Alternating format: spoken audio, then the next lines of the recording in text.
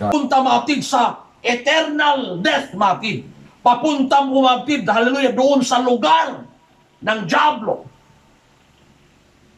Pero ang kaharian ng Diyos, sabi ng Word of God matid, for the kingdom of God is not meat and drink, but peace, joy in the Holy Ghost. Praise God! Yan ang kaharian ng Diyos na tayo matid ay puspos lagi sa banal na Espiritu ng Panginoon. Amen. Dahil tayo'y magwagi, tayo'y maging victorious sa ating pakikipagbaka, sa ating spiritual warfare, matid. If we are filled always with the Holy Ghost, power of Jesus Christ. Amen. Bakit po? Dahil po, ang mindset na mula kay Jesus Christ, pag ating na-receive ang kanyang Espiritu, i-impart niya po ito sa atin upang maunawaan natin ang mga kaparaanan, ang mga strategy at diskarte ni Satanas. Amen. No? Kanina ba? Kanina ba? O kahapon pa? Kanina lang, no? Kaninang umagang di ko manawaan, no? Yung sarili ko, sakit ng ulo ko, tapos, tingnan ko ba si bakit? Bakit yung ulo ko mapil, tapos parang, ano yung hininga ko, no? Dahil sa sipon, no? Simula pa kahapon. Nung natulog ako mapil, hindi ako masyadong nakatulog ng maayos dahil po sa sipon. Kaya, hanggang sa pagising ko ng kinabugahan, parang masama yung pakiramdam ko. Pero nung mga tanghalig mapil, siguro mga bago ko after ng lunch yata mapil, ako po nag-pray sa Panginoon, hallelujah. Nagpatugtog po ako ng mga papuring awit sa Panginoon habang ako'y nagpupuri sa Diyos, praise God. At ako po mapil ay ramdam ko ang Espiritu ng Panginoon. At after noon mapid, nawala. Tapos ilang minuto mapid, bumalik na naman. Tapos nakahiga ako, akyat ko sa taas mapid, ang sakit mapid, nandito, no? Tapos mahirapan ako huminga, tapos ang sakit dito ng lalamunan ko, no? Kaya kanina bago tayo nagsimula, umakyat pa ako mga alas 5, umakyat ako sa taas mapid. Nahiga ako dahil ang sakit ng katawan ko, sakit nandito, kumapit, so sakit. Tapos, ang sakit na lalamunan ko, tapos yung ilong ko, halos di ako magpahinga. Pero, nung umakyat ako, praise God, hallelujah, lagi kong binabanggit, hallelujah, praise the Lord, pinupuri ko pa noon, praise God. Dahil tested ko na po makakapit ang pagpupuri ay mayroong kapangyarihan. Amen. Meron na akong karamdaman, tested ko yan dati, mapit. Dati nung sa Manila kami, may karamdaman ako mapit na akala ko, yun na yata yung time na nakatapusan ko, no?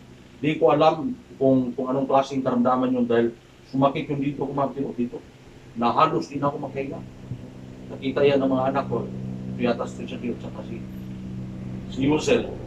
Iyak ng iyak ako mapit doon sa kwarto habang nagpupuris pang dahil yung sakit mapit dito kumatakbo.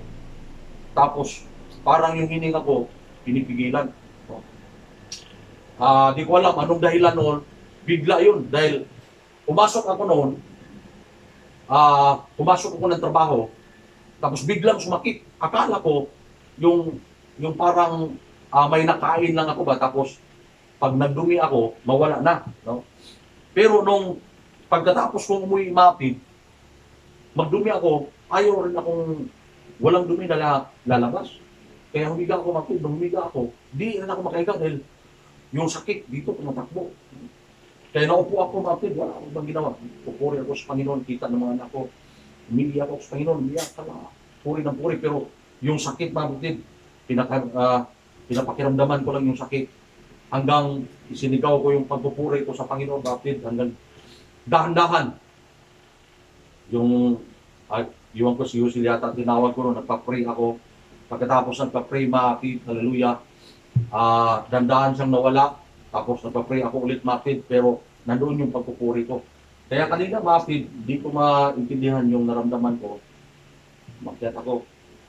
Nandoon yung pagpupuri ko mapid, hallelujah, praise the Lord, hallelujah, praise the Lord, hallelujah. Tapos ni-review ko, praise God, Actually, nag-take na ako mapid ng BioFlow, ganun pa rin, masakit. Nag-take din ako ng Dipolgin. Hindi naman yata agad laban yun. So, tumalaw. So, andoon ako sa taas. Hanggang bumaba ako mapid, mabigat na yung katawan ko. Kaya nung nagpasimula ako, klinim ko sa Panginoon na ako'y gagaling. Kaya nung tumayo ako dito mapid, sinimulan kong isigaw ang pagpupuri sa Panginoon. Dandahan na nabasag yung ulo ko ng awis at nawala yung lahat ng sakit. Diba? So, isang bagay na dapat nating maunawaan, praise the Lord, na pag atin pong, praise God, hallelujah, hayaan ang mindset mula sa Diyos, walang kahit anumang pagsubok o karamdaman na magtagumpay sa bawat isa sa atin. Amen. Walang kahit anumang gawa ng dyablo, praise God, kaparaanan ng dyablo, upang tayo'y pahintuin sa ating paglilingkod, upang tayo mapatid ay pahinain sa ating paglilingkod. Walang kahit anumang gawa ng dyablo na magtatagumpay. Why? Bakit nandun yung Espiritu ng Diyos? Praise God, alam natin mapatid, hallelujah, sa pamagitan ng ating, hallelujah, pagpupuri sa Panginoon, ang lahat mapatid ng ating karamdaman ay pagalingin ng Diyos. Dahil mayroon pong kapangyarihan sa pagpupuri. Amen. Kaya mapatid, nung matigas, hallelujah, sumakit yung ulo ko, nandoon yung pagpupuri ko din. Alam ko po mapatid, na ang tinatawag na spiritual warfare na ito mapatid, ay aking mapagtagumpayan. Alam ko na ito'y gawa ng dyablo upang ako mapatid ay pahinain, upang ako mapatid ay bigyan ng karamdaman mapatid. Kaya mapatid, hallelujah, akin pong dinideclare ang kagalingan kaysa pagtayo nito, I declare the healing. Amen. Praise God, hallelujah, in Jesus' name. Kaya nung i-declare ko mapatid ang kagalingan mula sa Diyos, dahan-dahan po na Praise the Lord. Hallelujah. naglaho ang sakit ng ulo. Hallelujah. So, the kingdom of God consists and the spiritual being called angels, and all men who live in righteous obedience to God. These are the spiritual forces of God, no? Amen. Kaya ang kingdom of this world or kingdom of darkness consists of Satan. Praise God. Spiritual beings, spiritual beings called demons, and all men who live in sin and rebellion of God's word. Kaya mapatid, huwag tayong mamuhay sa kaharian ng dyablo. Alam niyo mapatid, pag tayo'y patuloy gumagawa ng kasalanan sa harapan ng Diyos, ibig sabihin, hindi tayo namuhay sa kaharian ng Diyos. Namuhay tayo sa kaharian ng dyablo. Pag tayo mapatid ay mayroong mga kasalanan na tinatago, hindi tayo namuhay sa kaharian ng Diyos. Namuhay tayo sa kaharian ng dyablo mapatid. Dahil po ang kaharian ng dyablo mapatid, it is spiritual being called demons. At lahat ng tao na namumuhay sa kasalanan and rebellions sa salita ng Diyos. Ito po yung kaharian ng dyablo. Kasama na doon ang the word and the flesh are the spiritual forces of evil at work in the world today, no? Kaya pag inuna natin mapatid yung ating mga sariling kapakanan kaysa gawain ng Diyos, hindi tayo naumuhay sa kaharian ng Diyos.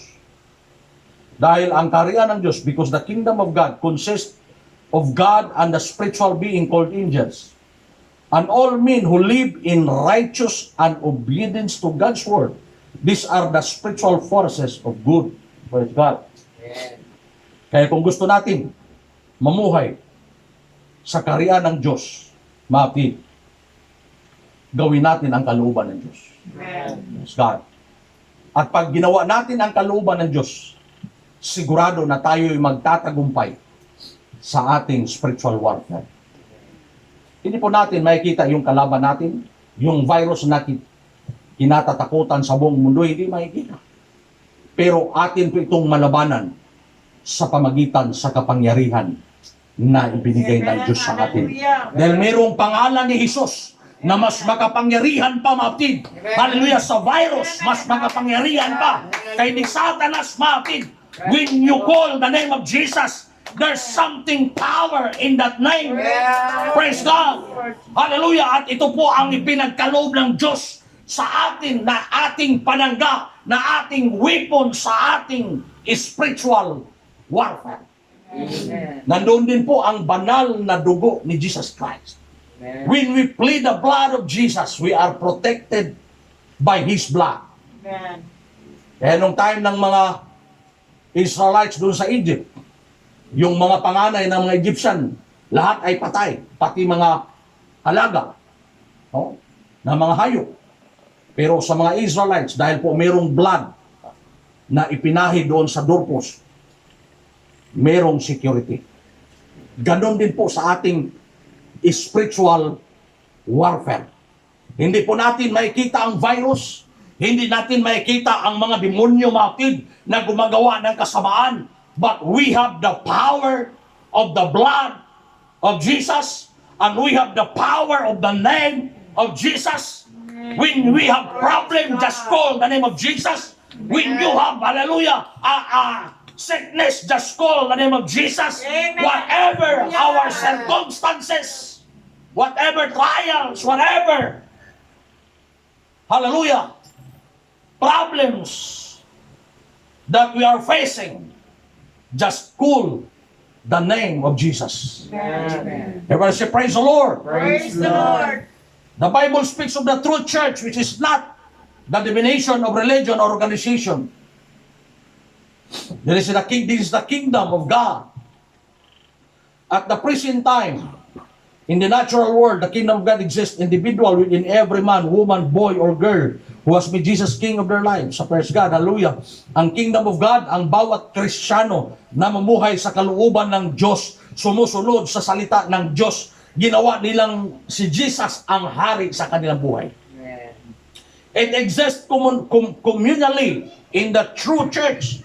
And wherever people make this world the kind of world God wants it to be, in the future, there will be an actual visible manifestation of the kingdom of God. In the future, sa diyang babalik ang Panginoon, makita natin ang actual manifestation sa kingdom of God. The invisible war, the invisible spiritual war is a battle which involves all men and women. It is because the kingdom of Satan is a spiritual kingdom. Amen. Kaya hindi po tayo mananalo kay Satanas pag ginamit natin yung karunungan natin.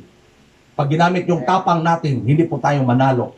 Pero pag gamitin natin ang pangalan ni Jesus, gamitin natin, mga kapatid, ang blood of Jesus, gamitin natin, mga kapatid, hallelujah, ang karunungan, ang kaalaman na pinagkaloob ng Diyos sa pamagitan ng kanyang banal na espiritu, tayo po, mga kapatid, ay magwagi sa ating pakikipagbaka laban sa diablo. Amen. Dahil sabi ni Paul, for we are wrestle not against flesh and blood, but against principalities, against power, against the rulers of the darkness of this world, against spiritual wickedness in high places. Spiritual warfare is not natural battle between flesh and blood. It is not a battle of men against men. It is not a visible battle. It is an invisible struggle in the spirit world. Kaya kung parang wala kang ganang magsamba, wala kang ganang manalangin, wala kang ganang magbasa ng Bible, that's the spirit of this world. Na yung nang-obersyado sa iyo upang di mo magawa ang kalooban ng Diyos. Yung mas nagawa mo, mapatid, ang mga bagay sa mundong ito kaysa bagay ng spirito para magmadaugon ta sa atong pakikipag battle. Praise the Lord. Praise the Lord. So ato ta sa John sa atong pre-request, una atong tabangan sa pagampo migsuon ang atong mga kaigsuunan, no? Amen.